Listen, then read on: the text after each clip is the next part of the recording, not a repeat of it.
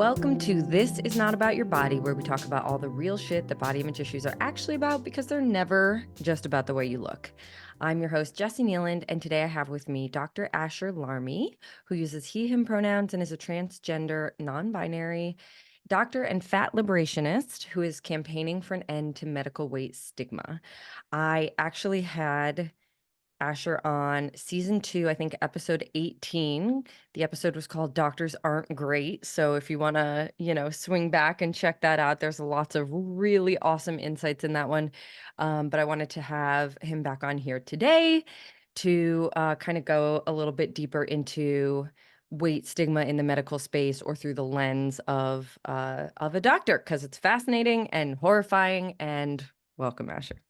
Thank you. I feel like I've moved on from Doctors Aren't Great to Doctors Really Suck. Like I think that was our working title as we were originally recording. just saying that And seems then, very calm for me. yeah, I think after the fact, I was like, all right, well, I do want people to listen, so let me not push them away with just the title. Okay, so tell our listeners just a little bit about you, the work you do, and what you've kind of been focused on lately. So I started out as a nurse when I was 18 years old. I went to medical school, graduated in 2003. I've been a general practitioner since 2009, which I always thought like Americans didn't even know what a general practitioner is, but actually think you do. I think it depends on where you live as to whether or not you have one. But yeah, a lot of people do. So I kind of see everything from Okay. birth to death and everything in between. And in the UK, where healthcare is free at the point of contact, it's very unlikely that you get to being the operative word, see a specialist of any kind, like a gynecologist or an orthopedist or a cardiologist, like an endocrinologist. You're not going to see one unless there's something desperately wrong with you. And Oh, as yeah, as that is many different. British people will tell you, it's getting worse and worse, and this is all to do with politics and the economy Yeah. and all this stuff. But I see a lot of stuff, and yeah, so I took I guess more recently, certainly since I think series 2, I haven't been working for the last 2 years as a doctor because and I've come out about this now, I've kind of come clean about it. 2 years ago, a quite vile transphobic complaint was lodged against me because of my social media work. Nothing to do, it wasn't a patient, it was someone who did not know me, I'd never had contact with, but filed a complaint against me about my social media content. Was accused of being racist towards white people and making offensive comments about cisgender people. Actually, interestingly, I don't think they were offensive. I mean, these people clearly were offended, but Yeah. they were not offensive. It's two very different things. So there's been a massive, like, long-standing, like, it's been over 2 years, and during those 2 years, I haven't been able to work. Nobody wants to hire someone who's being under investigation for, a potentially very serious thing. So I haven't been able to work as a doctor, and that's probably a good thing. I think the universe knew what it was doing, what she was doing, I should say. She knows best. She knew the universe knew what she was doing, and has led me down this path of kind of like, could I be this person who's, advocates against weight stigma, is trying to fight against weight stigma? Could I do this as a career? Like, can I turn this into something that just like becomes my life's work? And yeah, I decided I can and I will. And so probably the last year or so, I've been devoting myself to being, quote unquote, the fat doctor. A name I came up with years ago, but I still love, actually. I'm still enjoying it. I like it too. Thank you. Yeah, I would definitely say that I've gotten some after we did our original podcast episode, I got some comments, or I don't remember how it kind of went down, but basically you are famous slash maybe a little infamous on the internet in some ways. And so some people would be like, wait a second, isn't the fat doctor like kind of problematic? And I was like, maybe, tell me what you heard. I don't know. Right. And I do feel like it does seem like people take issue with a lot of what you say. And I I love it. I mean, I understand, I think there's a certain tone policing thing happening that's like, could you be a little bit nicer about how mad you are about weight Yeah, stigma? Would be yeah. super, super lovely for us to not have our feelings hurt Sure, I mean, I sure. understand it, but like, I just, yeah, everything I see, I'm like, this is so nuanced. It is like just liberatory in all of the ways. And yeah, I'm thrilled to have you back. Thank you. I think, I've learned over the last few years to, give people the benefit of the doubt, and also to respect people and allow them to self-select whether they're selecting into what I have to say or opting out of it. I have Sure. no issues with people turning around saying, I'm not interested in what you have to say. I don't want to Yeah. listen to you. I don't want to hear you. Like, sure, I'm not trying to force my opinions on anyone. Um, I'm not trying to change the way we do things. I'm trying to say, here's another option Yeah. and Yeah. it's better. But also at the same time saying, hey, like when the GMC, the General Medical Council, who hold my license to practice and have accused me of being offensive. And actually, what's really interesting is the two tweets that they said were offensive. I don't think were offensive at all. I was like, I'm pretty sure I, as a trans person, have the right to say that I am fearful of cisgender people, which is what I expressed. Mm. Like, I'm pretty Oh, sure I'm I allowed to see. say that. I didn't say anything bad about cis people. I just said it's very Right. hard for me to trust you. It is. If you got a problem with Uh-huh. that, then that's a you problem, not a me problem. But like I said, I think sure, sometimes I am very direct. Yeah. Sometimes Yeah. my brand of, the way I am, the authentic version of me is not everyone's cup of tea. So if you don't like me, just ignore me. And Yeah. if you do like me, then come hang out with me. And I think over time, I've noticed that people are beginning to kind of either like opt in or opt out. And I like Interesting. that. Do you know what though? That just makes me think of one of the very first anti-racism books that I ever bought. Um, Unfortunately, I can't even remember the author's name now, but it was highly recommended in the spaces that I was like seeing stuff, and I was like, okay, I'm finally gonna do this. I'm gonna dive in and learn some shit. And and I was so turned off by the tone. I was like, she's so angry at me, specifically, it felt like, that I Mhm. couldn't make it through the book. I I think I unfollowed her. And then years later, when I picked the book back up, I was like, oh, this is actually all makes perfect sense because at that point I had enough of those insights and connections to understand why even it didn't land day one. So I Mhm. feel like there's also that like Mhm. if people aren't ready for you in the journey, that's that they're not ready. And sometimes it Yeah, takes really polite sure. liberation work on step one. I love that, as I'm getting to know this community that we're all invested in the same thing, right? We all want people to stop discriminating against people based on their body size. I think we can all agree on that. And we Yeah. all have different ways of going around about it. I do not believe one way is better than the other. I actually think that on the other end, when people in the community are like, you're not being firm enough, you need to be more Sure. Yeah. firm, Yeah. because Yeah. believe it or not, sometimes I'm accused of being too polite, which I find hilarious. Of But course. I mean, people on yeah, both sides, right? They're gonna be right. like, But come what I our way. love what I love is that everybody, like, sometimes it's going to take a thin person spreading this Yeah, message first for people to opt in, and that's cool. I'm all right with that. absolutely.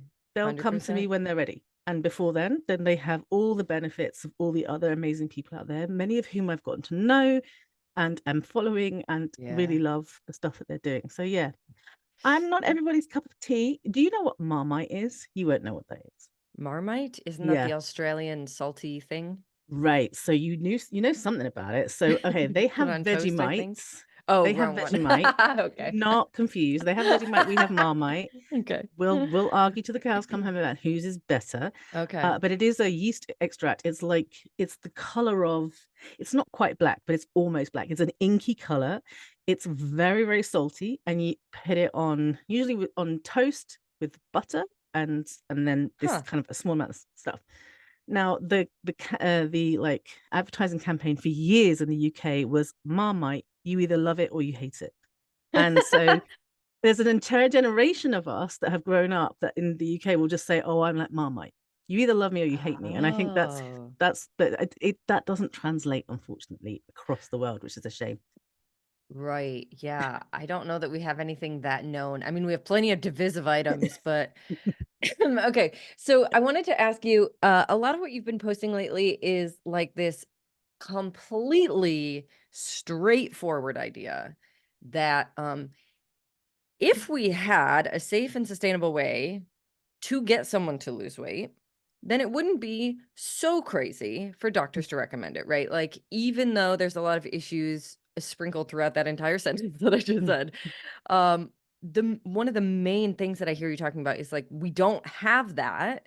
Mm. Therefore, what the F are doctors Mhm. doing by recommending it? So I'd love to hear you talk a little bit about that. Well, to me, there are four things. The first is that it's unsustainable. There isn't an effective way to lose weight in the long term. I mean, we have been studying this now for over 100 years. Yeah. And just because there isn't evidence for something doesn't mean it doesn't work, right? Like there are plenty of things that I will say, look, there's no evidence for this, but you can try it. But when people have spent thousands, maybe Right. hundreds of thousands, maybe millions over the years to Right. try and prove that something is possible, and every single time they fail, it's got to make you wonder whether maybe it's time to give up now, right? Yeah. We've tried, we've failed. We tried again, we failed. We tried different things, we failed. There is literally no study out there that shows that weight loss is sustainable. It's almost always possible in the first year. There will be groups of people that will struggle to lose weight. So, for example, if you have insulin resistance, if you have lipedema, Yeah. if you have certain medical conditions that will make it harder for you to lose weight, you can probably still lose weight. You just have to resort to much more drastic Yeah. measures. But by and large, the vast majority of the population can lose weight in the first year, some very easily. Almost nobody can sustain it. Yeah. And I don't want to put a number on it because it differs between Yeah. different studies. And, we don't have an accurate number, but it's almost certainly unsustainable for the vast majority of people. And if you don't believe me, ask yourself, when was the last time you managed to lose weight and keep it off for long periods of time with Yeah. a caveat and have not developed an eating disorder at that time? Because, of course, if you Uh-huh. have an eating disorder, then that kind of changes things. Yeah. So I guess we go so far as to say there is no healthy way to sustain weight loss. But that's Mhm. just part one. Because even if you're like, well, okay, but even if it's a couple of percent of the population, there's still some hope. Yeah, but even if you can lose weight, what's it going to do for you? From a health point of view now, I'm coming at you from a Yeah. medical point of view. Nothing. We looked at diabetics. Is it going to improve their outcomes? Nope. Did a whole study, 10 years we studied them, quit after 10 years because we realized, nope, it's having absolutely no impact whatsoever. We did the same for pre-diabetics. If we get them to lose weight, is it going to stop them from becoming diabetic? 10 years, 20 years down the line? Nope, apparently not. We've done a big one on osteoarthritis of the knee. Post knee replacement surgery. Did weight loss prior to surgery improve the outcomes 1 year and 7 years post surgery? No, didn't. We keep doing these studies over and over again, thinking Right. definitely weight loss is going to make a difference. Going on a diet is going to make a difference. It never does. So it's Yeah. ineffective. So it's unsustainable. It's ineffective. Oh, and by the way, did I mention it's really dangerous? We don't talk about that enough. The Yeah. physical consequences, the hormonal imbalances. There are so many hormones in your brains that are impacted by starving yourself. The short-term impact on your mood and your ability to concentrate. If you cut down carbs, you are less able to perform certain tasks, especially when it comes to memory. That's a study Mm, out there that shows that, right? sure. So then you've got the more Also, I feel like long-term. that's so intuitive. Like, I feel like people Yeah, know that well, on some level. you think they did, and I think we probably do know that on some level, but we ignore it. Yeah. Mm, so what? So you haven't got as good a memory. What's the big deal? Right. Um, it's worth it to get thin. Right. Right. But then you've got your long-term complications. You've got your eating disorders. You've got your, Yeah. you've got your weight cycling, and there isn't enough evidence, but the emerging evidence is showing just how dangerous this actually is. The impact this is having on your insulin pathways and your cholesterol pathways. It's having on your adrenal glands and your Yeah. stress and your cortisol levels and all sorts. There are untold consequences and well-known consequences of going on a diet. So now we have unsustainable, we have pretty ineffective, and we have harmful. And then finally, and I hate to say it, but it's completely unfair. It's completely unfair because only fat people are told to go on a diet by and Right. large. Unfortunately, now I'm hearing that even thin people are being told to go on a diet. But for the most part in health, it's only one group of the population. If this Mm, works, then it should work for everybody. But they're mhm. punishing fat people because they believe that fat people somehow are a burden to society, whatever. We've convinced ourselves that fat people must be made thin. So Yeah. going on a diet or taking Ozempic or having bariatric surgery is necessary. But it's very unfair because it's discriminating against a certain group of population. Yeah. We have no control. I know they think we do, but we don't. We can't control our weight. We can't shrink ourselves. We are Yeah. literally unshrinkable. So I don't understand how we can justify it. I no Yeah. longer understand how we can justify prescribing intentional weight loss to anyone. Yeah. So to clarify, we do have control over our choices. Maybe actually less than we think. So Mm, I'm gonna pull a pin in that. But like people I think are they often hear we don't have control over our weight and they think you're saying we have no control over what we eat or how we mm, move or the choices we make, right? mm, I don't think that that's necessarily a conscious logic leap, but it is where people go to because we have learned that those are the same thing, that what you eat and how much you weigh are the same thing, basically. yeah, So, just to be super clear, yeah.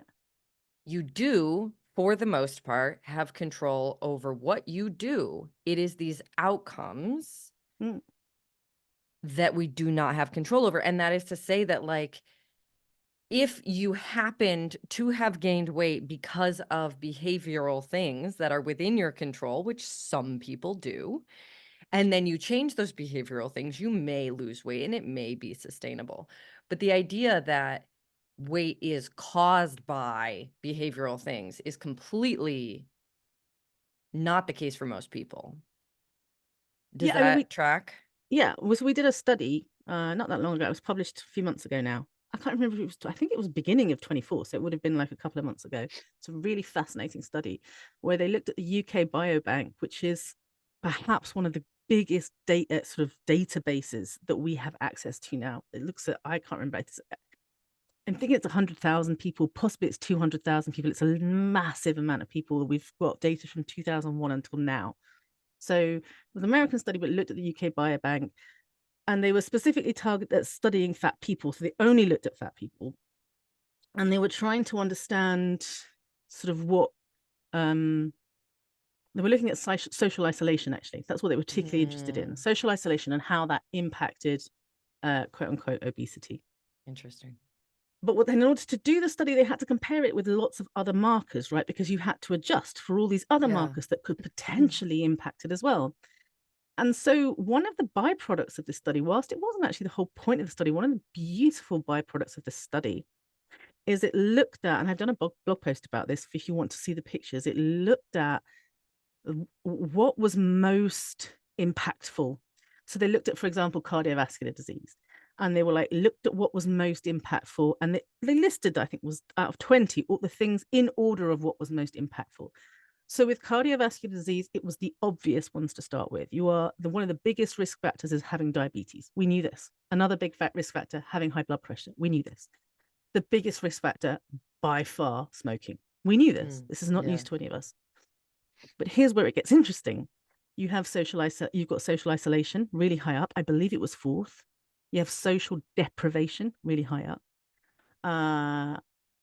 And then you keep going down. You have things like eating disorders, various other things. And then I believe in some of them now, I'm not going to be able to remember the numbers exactly, but diet and exercise are very low down on the list. So we believe that when we think fat, I hear you, most of us think we are fat because we are eating too much and we are not exercising enough. Right. But actually, that's probably not true. In fact, diet and exercise, they play a role, but a very small role compared to things like social deprivation, social isolation, um, and various other things. And we've known this. We know that genetics controls about Yeah. 80% of our Yeah. weight, 70 to 80%. We know that social deprivation has an impact. And as an analogy, um, let's just take a job interview, right? I want you to imagine a job interview, or you've got two candidates, and they're both going in, they're both doing all the right things at the job interview. Chances are one particular candidate is going to be more successful than the other. And that very much depends on where they went to school, where they went to Yeah. college, what they look like, whether they're going to fit in, etc., etc. The other person could be working just as hard, even harder, but still not get the job. Right. And it's the same with weight. Like there are Right. some people who will, just say, "Hey, I'm giving up beer," and their weight drops massively. And they've Right. just made a Right. conscious choice to give up beer, and that's it. Boom, weight drops massively. You could argue that they were heavy because they were drinking beer, but it doesn't matter. The whole point Right. is Right. that's what happened. You got somebody who's like, I'm going to cut out beer, and it does nothing to their waistline or to the number on the scales. Yep. They're still doing the same thing. It's just two very different responses. And that's because our body is complicated, and it's because we're all different. We're, Yeah. no two of us are the same. And so, yeah, I mean, when we talk about choices versus weight, I agree with you. We can all make the same choices and have very different Yeah. outcomes. And that comes with gaining weight and losing weight. So we do have, and you're right, it's complicated. How much control do we have over what we eat? We do, but also we don't. When we start talking about, Totally. Yeah. Even you know, that. food deserts, and we start talking about, uh, you know, your geography and your Yeah. culture and all sorts of other things and eating the I mean, God, you could get the Yes. moment you start pulling at that thread, whoops. Absolutely. But I agree with you. You and I could sit down and say, all right, we're both going to do exactly the same thing. We're going to cut out this from our diet. We're going to do this much exercise, the same exercise, and we will have a completely different reaction. And that's Yeah. life. Do you know, I think the job hunting analogy is a really interesting one because we definitely acknowledge in most other areas the fact that you probably should. Most people are going to recommend working hard inside your field, Hmm. working hard at school, whatever it is. It's sort of like maximizing your opportunities given what you got. And they will also understand that that does not guarantee you a specific job or outcome or income or whatever. We get that. Mm, But the exact same thing is here mm, and we don't get that. right. Like it is still assumed, the assumptions inside of weight stigma are still that if you're fat, you are doing unhealthy behaviors, and if you would just change those unhealthy behaviors, you would suddenly be fixed and cured and magically thin, and it doesn't make sense when we look at literally every other area of life and go, "Well, we can control the input but not the output." Right. And if you take that job analogy just that little bit further, what you have to understand, and I guess this kind of is true anyway, is that the person who is trying their best but doesn't get the job for whatever reason, what's more important is they're getting punished for that. When you're fat, you're getting Right. punished for being fat. So it's not that you have different outcomes. It goes beyond that. Yeah. Same with a job. If you're not able to gain employment, you're punished. You have less Yeah. money, you have less everything. It's the same with being fat. You are literally punished. And that's when it comes to accessing healthcare, but it's also employment, and it's also Mhm. access to a variety of areas of society, travel, clothing, and also mental and emotional well-being, spiritual well-being. All these things Yeah. are impacted by the fact that you're essentially punished for, even though you try and you do try hard. The assumption that I sit on my butt all day and eat Yeah. lots of quote unquote processed food, Yeah. like, first of all, if I did that, it's none of your damn business. I can do whatever I want. 100%. But the assumption that that's automatically you assume that's what I do is wrong. And Yeah. then you punish me for it, and that's Yeah. worse. So that reminds me, one of your posts recently was like, I don't remember how you put it. Basically, guess what? People who exercise are not morally superior to people who don't. Right. Hot take, because that's one of those like sacred cows in our culture that there is just even people who are working really hard to like dismantle this stuff will often end up saying things like, well, as long as you're healthy, as long as you're working out, as long as whatever it is, then it's okay to be fat. So that we've got this qualifier on it through this like really bizarre moral lens. And I love that you just call it out like, actually, Mm. no. No, and when you have existed in on the peripheries of society, which I think I have for quite a long time, fat, but also queer, and also more Yeah. recently out as trans and Jewish, and like I never really fit in to. I didn't fit in for lots of reasons. And when you're on the outskirts and when you're on the periphery, you meet a whole bunch of other people who also don't fit in.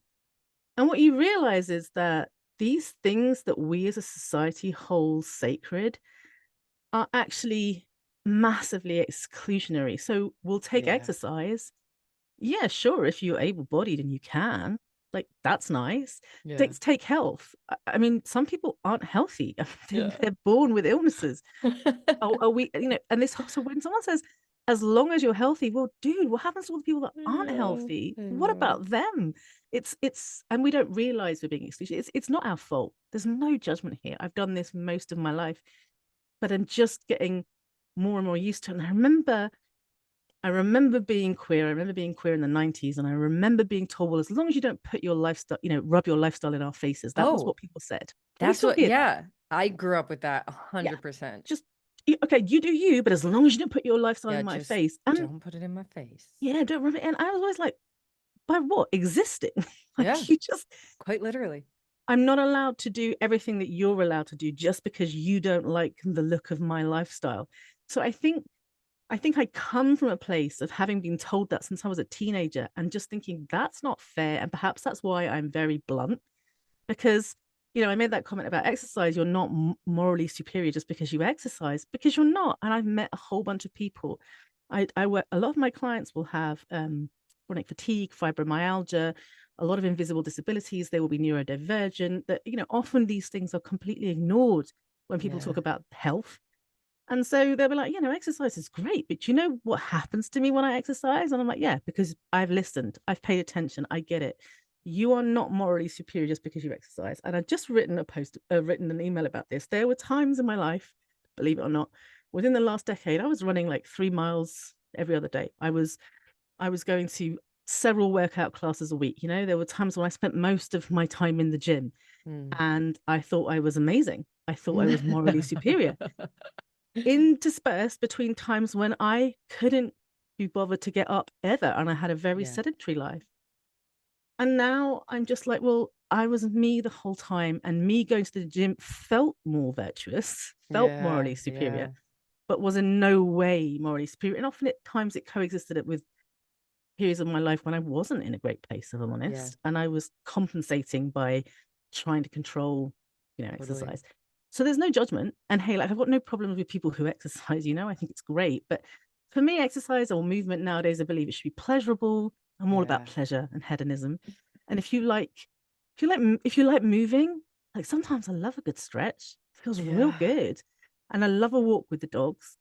And if you get off on running, I've got a friend who just loves a run, loves it, makes them Yeah. feel so much better. Then I'm so 100% behind you. But if you're doing it for reasons other than that, then it's not a bad thing, but I would call that into question. Totally. So coming from the fitness industry, Mm-hmm. I think there's like this really painful part of my journey as I'm like unlearning basically everything I'd ever learned. Very humbling and devastating for my ego. One of them was basically realizing that I had been enjoying this super special status as morally superior because I lifted a lot and I quote unquote looked like I lifted a lot, right? Mm-hmm. Because I was lean, muscular, and strong. People in coffee shops thought I was morally superior. You know what I mean? Like, I did not do anything to earn it, but I certainly had been enjoying it. And I was like, uh-oh, uh-oh. Like, I think I have to give that up because that's not in alignment with my values anymore. Oh God. Yeah. As long as you're People love to give you that status though. right. They're like, you, a special disciplined person. I was like, I'm just doing what I wanted, but thank you, I guess. Thank you. Right. I get that. I get that a lot with being a doctor. It makes me feel Oh, super uncomfortable. They're like, well, interesting. you're a Yeah. doctor. And I'm like, Yeah. it's just a job. It Uh-huh. does not make me superior in any way. But of course, I understand why people think that. And I get that that's what we've been told in society. But as I said at the beginning of this podcast, doctors suck. And that was me being Yeah. polite. So I no Yeah. longer take it as a compliment. But I understand that certain people are afforded certain, like you Yeah. say, status. And it's hard to give up. Yeah. Giving up And medicine, I was like, oh, people aren't going to respect me for being a doctor anymore. Oh, that sucks. yeah. I would say that I feel now very similarly that like if I were to be, I mean, I don't work out that way anymore, so it wouldn't really happen. But if I were to get like that kind of statusy compliment, I wouldn't feel like a compliment. Mm, It would feel really uncomfortable and icky. Uh, amazing. so I wanted to ask, to go back, this idea that I heard you say studies did not show what about diabetes and heart Mhm. disease and whatever, that losing weight didn't help. And I just like I marked it because I wanted to ask you to explain that Yes. again, maybe in more detail, because I know everybody learned the opposite of that. Yeah, and to be fair, I think when I make such a bold statement, I think it's very important to clarify that, and I'm glad Yeah. you gave me the opportunity. So I'll name some studies, big studies. They're not the only studies out there. These are the ones I think are most useful because I think they have the most robust evidence. So Mhm.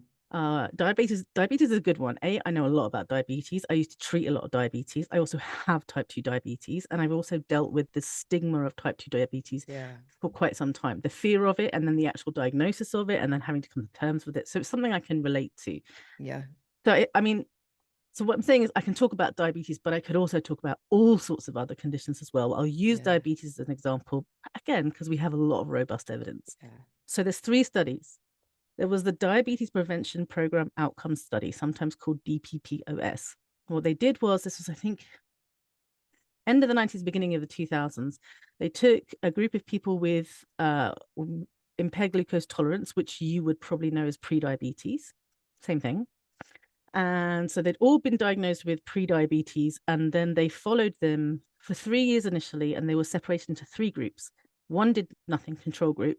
One took metformin, and one went on a diet, and lost, I think, Yeah. 7% of their body weight. So they followed them up from 3 years initially, and then almost all of them, at least 80% of them, joined the outcome study and have been followed up ever since. Now it's almost 20 years, or possibly even longer Hmm. than 20 years. So we have a lot of evidence. And what's fascinating about this study is, first of all, 40% now, 20 years later, 40% of people still haven't developed diabetes. So there's 40% of people who tested positive for prediabetes end of the 90s, beginning of the 2000s, still haven't developed diabetes, Huh. which a lot of people are like, really? Yeah. But what we looked at with those groups, and initially the initial findings was the weight loss group and the metformin group were less likely to develop diabetes than the control group. But that was only 3 years worth of data, and 3 years worth of data isn't great. But if you look at the 10-year data, the 15-year data, now the 20-year data, what we found was there's no difference between the group. Actually, Mm. the weight loss group, when you're looking at percentage of people that convert per year, the weight loss group is actually slightly higher than the control group. You believe that? So people who went on a Makes diet sense. actually ended up having a slight, but it's not numbers that are worth talking about. So that is a really good study at showing actually, even if you have pre-diabetes, losing weight isn't going to make much of an impact. Yeah. But even more importantly, they now looked at the data. Okay, it's been 20 years. How is that impacted people when it comes to having a heart attack or a stroke or cancer or any of these Yeah. things that are linked to pre-diabetes and diabetes, that the actual, what I like to call, health outcomes? Yeah. Again, no difference. Absolutely no difference whatsoever. So that was DPPOS. Sorry, I have to go have a glass of water. So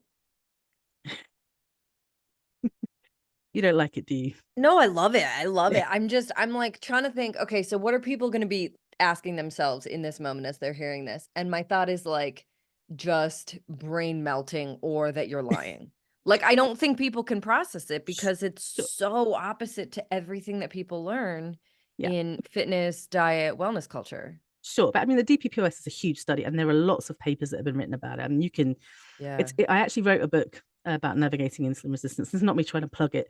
You can buy it off my website, but if you want the actual links to the study, they're all Yeah. there. I've listed. Fantastic. I think I looked at, so the 3 year study. I looked at the 10-year, the 15-year data, year data, and the 20-year data studies, and all of them say the same thing. As I said, the first 3 years, it looks more promising. But I always prefer to look at long-term Yeah. data because long-term data gives us a much more accurate picture.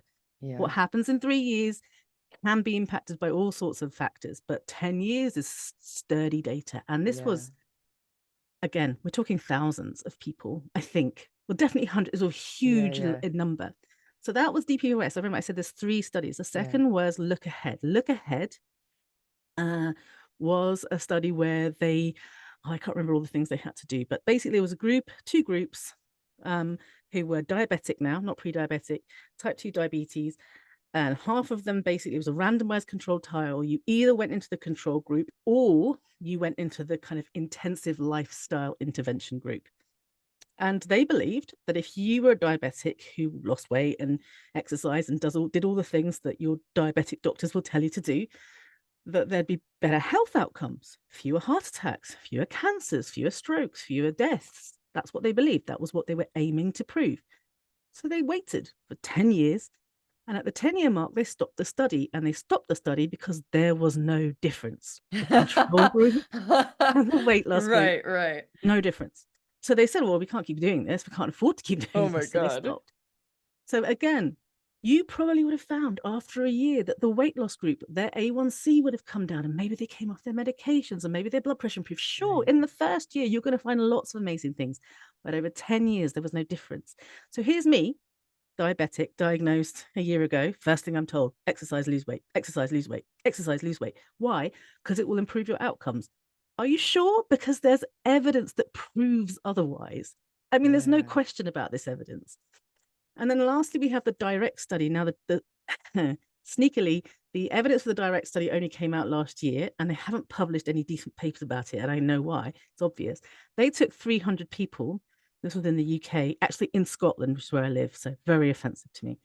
They took 300 people who were diabetic, and then they put them on a very low calorie diet, the 800 calorie meal supplement Yeah. drinks that you probably heard of, for 2 months or 3 months. I can't remember. And then they followed them up. And what they found in the first year, 50% in remission. It was a miracle. But I wasn't Wow. surprised. Second Yeah. year, it had dropped. Wasn't surprised about that. By the 5th year, what they found was less than 3% had managed to stay in remission. Most people had stopped being in remission. Yeah. And they didn't publish any data about what happened to the people who did the very low calorie diet, didn't go stay in remission. We don't know what happened to them. Who knows if they ended up with worse outcomes? We've not got the data. But Right. again, I went in, saw my diabetic nurse, was told, oh, if you're a new diagnosis, if you go on a very low calorie diet, you will put your diabetes into remission. And I was like, cool, prove it. Oh, we've got the direct study. I was like, no, no, you don't. I actually read Yeah. that. You don't have the evidence to back this statement up. And so It's people will, such odd, fantastical thinking to be like, well, because it works for a little bit, it's mhm. probably just a matter of willpower to make it work forever. We have no proof that that's true, but we really feel like it should be. So go ahead and do that. It's Exactly. such a Or fantasy. just keep trying, and one Yeah. of you will get it one day. It's a people always ask me, but how can this be possible? I'll put Yeah. the evidence in front of their faces and be like, here is the study. Yeah. Sometimes I show the graph. Reagan Chastain says this a lot as well. When we talk, we moan about the fact that sometimes we'll be talking to people and just look, here you go, see Yeah. graph.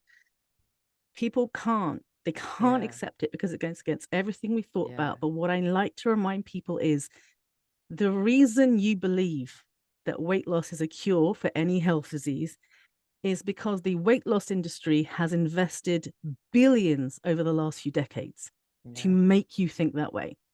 They have infected every area of society.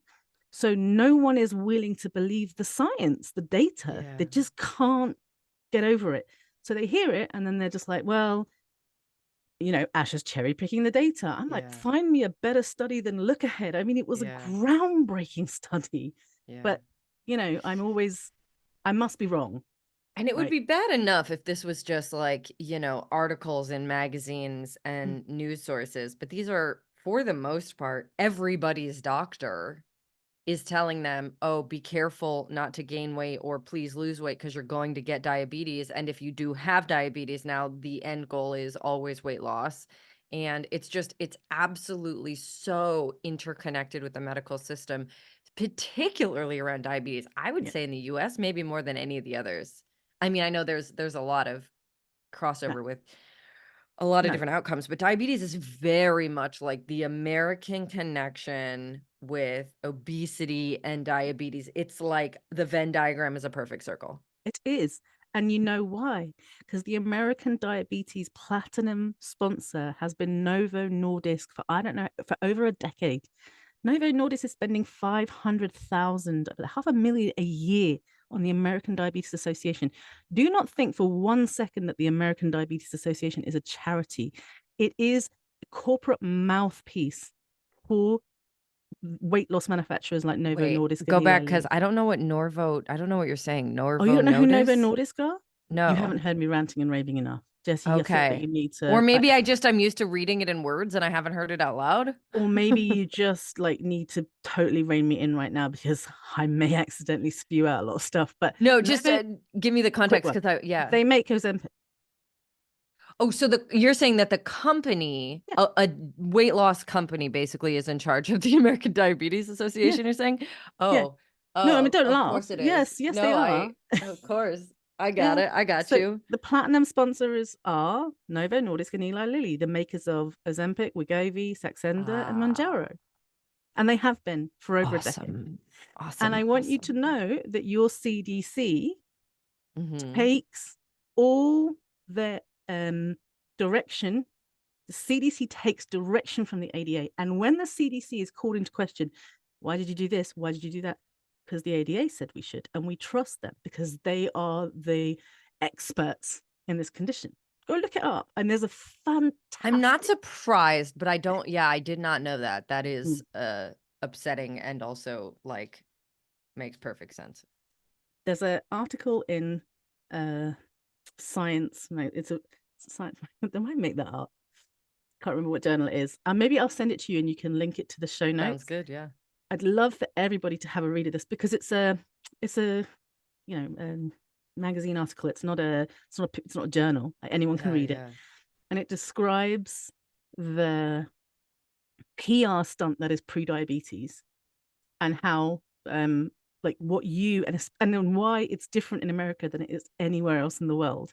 So when you were saying, "Oh, I think it's really bad here," you have it worse than anyone else Um, because of the ADA and the CDC. And if you just understood. people would just read this article, they'd be like, "Oh, that explains Okay, I love it. so Please do, and I'll link to I'll it. send it to you." Also, it just occurred to me, in real time here that even the term pre-diabetes is like, we don't have pre-depression, we don't have like pre-divorce. I don't know, like there's nothing else pre-migraines. We don't have pre anything. It's an interesting way of looking at stuff. You kind of have pre-cancer. I will That's true. say Yeah, precancerous cells. precancerous cells, but let me tell you something about precancerous cells. So one of the first places we ever found precancerous cells were in the cervix. So we do pap smears now, Yeah, right? yeah. What the great thing about precancerous cells is we know that if we find them and we get rid of them, we will prevent cancer. Isn't that amazing? So if you have your Yeah. pap smear and we find abnormalities in your pap smear, you will have biopsy and then you'll have treatment and then you will have follow-up and then you won't get cervical cancer. Nowadays, we can prevent cervical cancer, which is Uh-huh. even better news. But before, what we were doing is we were looking for the precancerous cells. We were getting rid of them.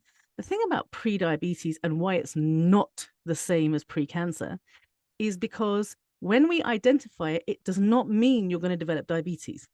So it means Mhm, that there mhm. is I think it's under 5% chance that over the next 10 years, you're going to develop diabetes. It's a very small chance. Huh. And so a lot of international experts have rejected the term. You'll notice the WHO doesn't use it. And you'll notice that Oh, many other experts don't use the term because they believe it's misleading. We also yeah. know that there is nothing you can do to prevent prediabetes from turning into diabetes. Remember, I told you there was a study, BPPOS, so Right. it's not like a smear, So a right, what's the PAPS, a point? PAP smear, yeah, like a PAP or mammograms to look at breast tissue to Yeah, see if you can yeah. pick up early cancer or prostate screening or bladder cancer screening or any kind of cancer screening. The whole point is if we pick something up early and we do something about it, we prevent something from happening. Right. This does not happen with prediabetes. So that's why. But what's really sad is since the literally invention, because it was really genuinely an invented condition one doctor, who, by the way, if you read this article, massively regrets what he's done. And the guy who developed the term prediabetes now says, if you find it, do nothing. Check it again in 3 years' time. That's what he says. He's on record saying that. But anyway, Oh, wow. the sad thing about it is that since this term developed, our countries, especially your country, has been spending millions, billions of public funding on Yeah. quote unquote preventing diabetes. Who benefits from that? The weight loss industry. But who suffers? Cancer patients, because they took the money from cancer prevention and put it into pre-diabetes. So this Wow. pre-cancer that we know actually it Yeah. works, it took the money from that and stuck it into something that does nothing for the benefit of drug companies like Novo Nordisk and Eli Lilly and Weight Watchers and everyone else that benefits from weight loss. Stick that in your pipe and smoke it. It makes so much sense. I mean, the idea that there's not like a pre-diabetic cell, like, right? I mean, Yeah. it's just this vague Yeah.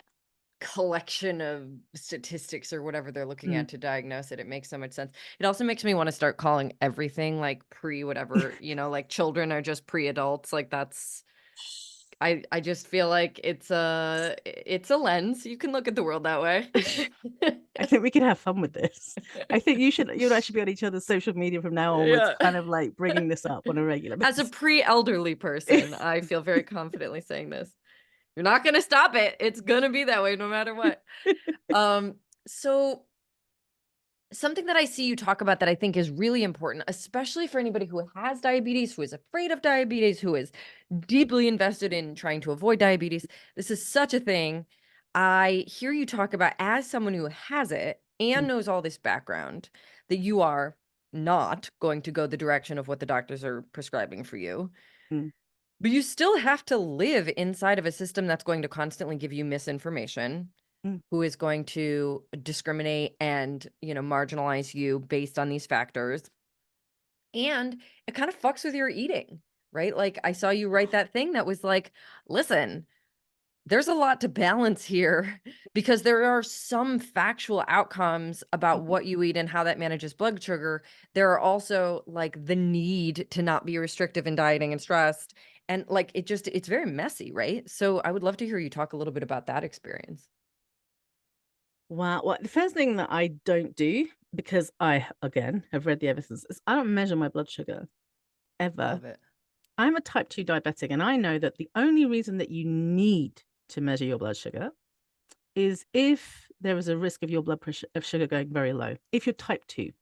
Because even if our blood sugar gets really, really high, nothing bad will happen to us. Not really. I mean, we'll notice it. We'll feel Yeah, you'll ill, feel shitty. Yeah. but we won't end up in hospital. Now, if you're a type Right. 1, that's completely different. You can go into a acidotic Ah, coma, and it can be very understood. serious.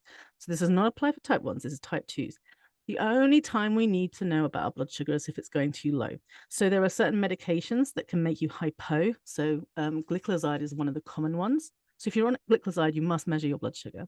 Mm, And if you're on insulin, for sure, because that can make you hypo, you must measure yeah. your blood sugar. But other than that, there's no need. And even if you are measuring your blood sugar, you want to measure your blood sugar when you're fasted, because that's all that's important. What people are doing that I've noticed more and more and more, especially in the States, because I think that's what they're being told to do, is measure their blood sugar at random times. Yep. Completely useless, because your blood sugar will spike.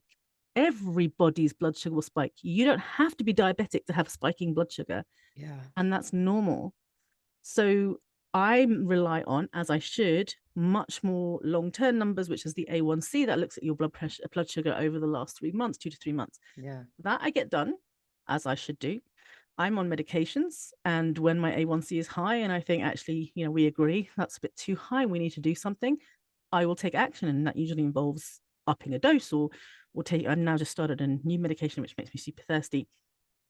Um, so look, I live in the real world. I want to do what I can to reduce my risk factors as much as possible. I go in for my regular screening, and Yeah. I am careful enough. I don't just kind of go, oh, I'm just going to wing it and hope for the best. But I don't take dietary advice. And I have a nurse that I see regularly. She knows that I don't take dietary advice. She gives it to me every time. I laugh in her Oh face. my She's God. very lovely. And I laugh in her face and I'm like, don't start. And then she goes, I won't. But she just feels like she has to give it to me, even though Yeah. she knows who I am. Um, so I don't get invested. And I also, there's something I learned about when I was dieting, even when I was dieting and I was neck deep in diet culture, was that the more you weighed yourself, the worse it was. And it wasn't good to weigh yourself regularly because weight fluctuated. Yep. So even though that's a terrible thing that I learned in diet culture, I think it applies to blood sugar. The more you're measuring it and focusing on it, the worse it is.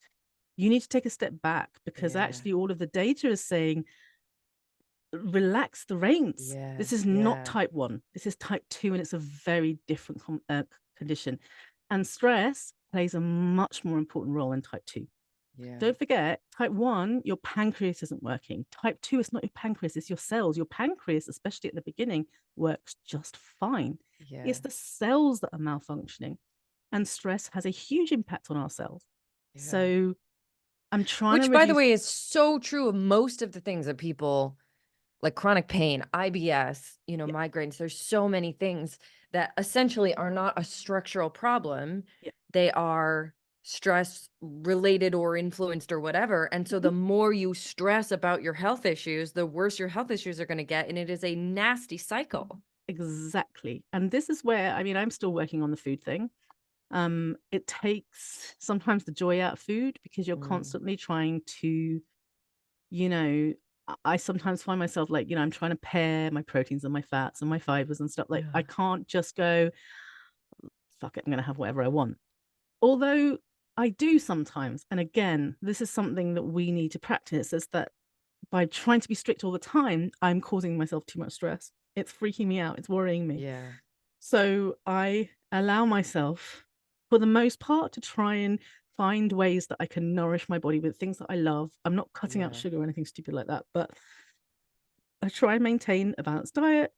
At the Yeah. same time, if I'm really craving something sweet, like unprocessed, like Yeah. processed Yeah. sugar, high fat content, I will eat the damn thing and I will not worry about it. And that's Yeah. how I'm coping with being a relatively new onset diabetic. And I'm one of the many, many people that got diagnosed post COVID. Yeah. And I think Yeah. I've said to a lot of people, my husband and I, no relation, I assure you, both got both got it at the same time. So just the No stress just relation. tipped us over the edge. We were like, uh-oh. So yeah. Yeah. But thanks. So Yeah. I think that goes back to also the morality thing around like fitness. There is I mean, there's so many morality things around food as well here, but this one particular one is like never making choices that are bad for your health or make you feel bad, right? Like there's definitely an idea, intuitive eating, unlearning diet culture. I think most people kind of once they get enough information, they're on board with like going through a phase of eat whatever you want, but it's in the service of eventually eating in ways that help you thrive. But then that takes out of account the fact that sometimes, like it's that zoomed back thing. Sometimes in a healthy relationship with food, you eat the wrong thing that makes you feel kind of sick for a while. And there's literally nothing wrong with that, assuming there's no actual consequences that do need to be watched out for, which certainly can exist. It's Mm, often the healthiest thing we can do is sometimes give ourselves a bellyache because we just ate straight sugar because that was what we were really needing to take the brakes off this like stressful relationship with food that was building. right. And sometimes we are eating to cope with stress, and sometimes we are Sure. eating to comfort our emotions, and Yeah. sometimes we are eating because we've got something stuck in our head that we've been restricting. Like, oh, Yeah. That's even what I now, know. Yeah, yeah. I'm like, oh, I can't possibly have that. And like, I will deliberately, whenever I have that food thought, I go out, I buy the thing, I buy it in excess, Yeah, and same. I like eat it until I'm like, oh, I can't even look at that again. But I know that's what we do with intuitive eating, Yeah. but I make that a practice regularly because Yeah. I just don't want to become fixated on food. I say that, but it's still a journey and I still struggle and I go through periods when I'm not feeling great about it. I'm also very conscious of my hormones and how they impact Yeah. things. I'm conscious of uh just my moods in general. Sometimes I Yeah. am lacking in energy and I need food because it's going to Totally. give me the brain food. Sometimes I just want to hibernate with a bar of chocolate. Sometimes Yeah. and I I think, one of the things about diabetes is you're told you absolutely cannot do that for the rest of your life. It's not like for next year, it's for Yeah. the rest of your life. You'll never be able to do that again. And that can be a very bitter pill to swallow. Yeah. And I don't think it's accurate. I think if someone said to me, you eat, like my daughter, for example, she went through a period of time when she was diagnosed with a very serious allergy and she couldn't have dairy. She's never going to have dairy. Like that's the Yeah. end of it. Yeah. But if it's just like, oh, maybe if you cut down dairy, it might help, but we don't know. Good luck with Yeah. that. Never have dairy again for the rest of your life. Like that's not the same thing, right? Totally. Also, the first one, when there are consequences that are so unavoidable, it doesn't often feel like restriction the same way. Mm. Like, people with gluten allergies are Yeah. rarely like, maybe I'll be naughty and have a little gluten. They're like, I will stay out of the ER and not shit myself for the next 3 days by not eating gluten. Like, this is not a hard, restrictive feeling choice. Sometimes, sure. And I know having a relationship with food that has like a history of an eating disorder, some of these things can feel restrictive just because it's hard to process that Mm. stuff. I work with clients sometimes through the like intuitive eating plus some kind of health restriction and how to navigate that. It's tricky. Um, but yeah, I think it all often does come back to the idea that like there's a moral superiority to never ever making a choice that's bad for you in the short term. Mm. As if we weren't totally freaking designed to make bad choices in the short term sometime. Yeah. Like, oh my God, when I was having all this weird stuff coming off meds. I was so hungry all the time and I had all these cravings. I had cravings very specifically for sour gummy candies, which I know hurt my stomach if I eat more than a small quantity. But like every night, 4 weeks, I was eating a pretty large quantity because I wanted them so badly. And I was like, I refuse to give myself a weird thing about this in the future. So, like, 2.5 weeks of sort of belly aches going to bed, so worth never Mm. thinking about it again. Because the Yeah. alternative would be I develop a weird thing about this, or I'm getting in my head about food in a way that I'm like, that's a long term, I can Yeah. avoid that with a couple of belly aches. It's so worth it. 100%. I couldn't agree more. I think from a health perspective, I think that is so true. Like, Yeah. talking as a health professional, I agree with everything you just said. Okay, so going back a little bit because I want to have you talk about standing up for yourself at the doctor. I think it's hilarious that you allow a person, given what you do, to like give you dietary advice that you're just like no, and she knows you're not going to take. But like I know you have this material coming out. I know you do a lot of work in this space to make sure people understand that self-advocacy inside of a medical space is a skill. It can be built and cultivated. There are support and resources out there for you to be able to do it.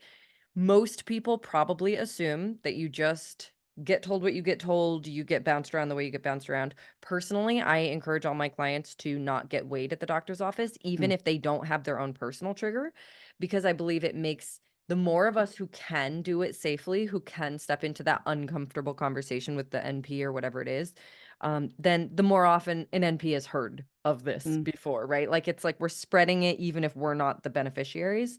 Yeah. Um, so I always refuse to get weighed. I did have someone, it was like a scale plus height thing, and she was like, "No problem, just step on and I'll like, do the height thing." And I did, and I like stood there all grouchy, like I was like, I shouldn't have even stepped on. She didn't need. I could tell her how tall I am. This I is was gonna not. say, This is unless so. you're a kid, that's not Yeah, changing.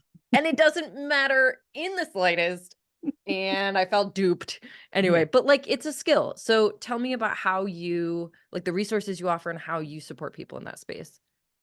I think I think the word skill is exactly right. First of all, I think that I still am angry about the fact that I've had to create these resources. No one Sure. should have to Yeah. learn how to advocate for themselves in the doctor's office because doctors should be doing Yeah. that for you. It's kind of what we get paid for. But I live in the real world and I understand this is something that people really need. And it's the first thing people ask me when I got into this space is how do you Yeah. advocate for yourself, doctor? I developed like an entire framework for this. And it begins well before you actually step into the doctor's office. I talk about uh, stress and the stress response. I talk about communication. I talk about why we behave the way that we behave when we go and see a doctor, and why that is often very different to how we behave in other situations and circumstances. I think it really empowers people to know why it's happening. Like, why can't I Ooh, talk yeah. back to my doctor? Yeah. Why can't I say no to being weighed? It's one thing to know that you should, it's another thing to be able to Yeah. do it. And so we talk about this. We talk about the framework sort of talks about what to expect from your doctors and your health professionals, like what you should expect from each of them. Again, most people don't know this. I never thought about the fact that people didn't Yeah. know this because I've always been a doctor, but of course, most people don't know this. Right. And then we actually talk about going into the consultation, how to set an agenda and how to basically take control of the narrative, because that's what you need to be able to do. You need Right. to be able to walk in there, and as the NP or whoever is bringing you in and wants to get you weighed, you need to be able to, even before you step foot in the room, go, just, I'm going to stop you before you ask, I'm not getting weighed today. It's Yeah. very Yeah. Yeah. different to being asked to step on the scale and then go, Yeah. well, actually, I'd rather not. You want to be really assertive, and assertiveness is not something that comes naturally to us when it comes to health professionals, because Right. they are afforded a certain status that we have not got. Yeah. Um, and then we talk about taking control of the narrative. We talk about sort of how to sort of I guess how to handle different aspects of the consultation. So look, Yeah. what happens when you're told there's nothing wrong with you when clearly there is, all sorts of things like that. How, and then we talk about the aftermath, like what happens afterwards, what happens when you don't get the care you need, what happens if you're being denied care based on your BMI, you're being told you can't have this because of your BMI, things like that. So it's actually a really long process, and Yeah. that's why I developed like an 8-part framework. Right. I've got a course called Take Your Power Back, which is literally about empowering you in the doctor's office, and it couldn't just be separate. I couldn't just do like 5 top tips. Like, I can give Yeah. you my Yeah. five Of top tips, course. but it doesn't work. But I have some free resources on my website if you're interested, and if you're interested in Take Your Power Back, again, you can access that through my website. I'm coming up now, though, with a new course, which is called Unshrinkable, which I'm super proud of. Just because I was saying to you earlier, I love the name Yeah. It's Unshrinkable. great. It's based on the fact that we are unshrinkable, Yeah. as I've explained earlier on. And so this is a course that's all about how to take up space in the doctor's office, how to like handle or challenge weight loss advice, bariatric surgery advice, stuff like that. Ooh, And nice. how to and to understand why we are unshrinkable. So a lot of the stuff was talking about today is part of the course material, where I really break it down and explain exactly what's going on so that people can feel confident in their advocacy. Because like I said, Yeah. I go in there and this nurse, she knows me, I know her. Yeah. She knows she's not getting me to lose weight, and I know that there's no fighting with her to try to convince her that she shouldn't advise me to lose weight, because she's sure that she should advise me and I'm sure that I'm not going to do it. Yeah. But we have this little back and forth where she's like, hey, you should lose weight, so that she can tick a box on the computer saying that she told me to Right. lose. Right. Yeah. And I can go, stick my finger Yeah. up and go, it's never going to happen. And then we Yeah. move on. Yeah. To be able to have that kind of conversation with your healthcare professional, perhaps that's the best you're ever going to get. But believe Yeah. me, it's a lot better than it has been in the past. So, yeah, Unshrinkable is a course that I'm doing. I'm so excited to be able to teach it. And That's awesome. as I said, there are resources on my website.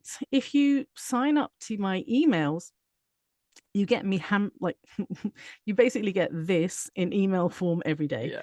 Right. Me being like, have you seen this study? This is da, da, da, da. Or I Yeah. actually do a lot of like Dear Abby type style questions where Ooh, people are fun. like, my doctor said this, what should I do? And I Oh, answer it. that's clever. Yeah. That's awesome. By the way, the thing you just said about being assertive, it it really makes me think of when I was younger and I had super bad social anxiety, and like my absolute dread in the morning was like being in an elevator and someone turns to me and is like, "What's up?" or whatever. It's like the moment of like wanting to sink into the floor and disappear. The panic that I felt about that moment. I don't even know why. I couldn't have even told you at the time. But what I discovered was the key for me of not being anxious anymore was that I was the one that said good morning first. Mm. It's like there's something so empowering about taking the space, stepping, literally using your voice, being the first one to be like, good morning. And then they get to say it back and the moment is done. Whereas for whatever reason, I would spend the entire elevator ride being like, are they going to say it? What am I going to say if they do? Yeah. It's like it really just, it's so much of uh taking up the space and reclaiming your power. It makes so much sense that that would be true in a doctor's office too. It's funny, one of, like, I can't remember, module 5, something like that. We do the first minute of the consultation, and I give like almost a script where I Yeah. explain that you must get the first word in. And if you just happen, like your doctor starts Yeah. talking Yeah. before you get a chance, I like teach you how to interrupt Oh, I and love to it. get the first word in, because I genuinely believe like it's like setting intentions, setting the agenda. When you walk in there and you sit down and you know what you're about to do, Right. and before they even open your mouth, you can say, right, so, and then you're leading the conversation. Honestly, it changes everything. Yeah. And I've tried this and I love it. And I actually Yeah. use it not just in the medical consultation, now I use it everywhere. You're right.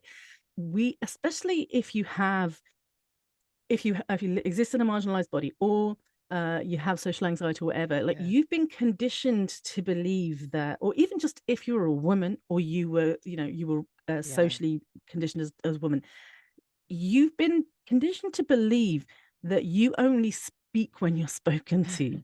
And the way things change the moment you basically take Yep. on the role of, now I'm boss here. And Yep.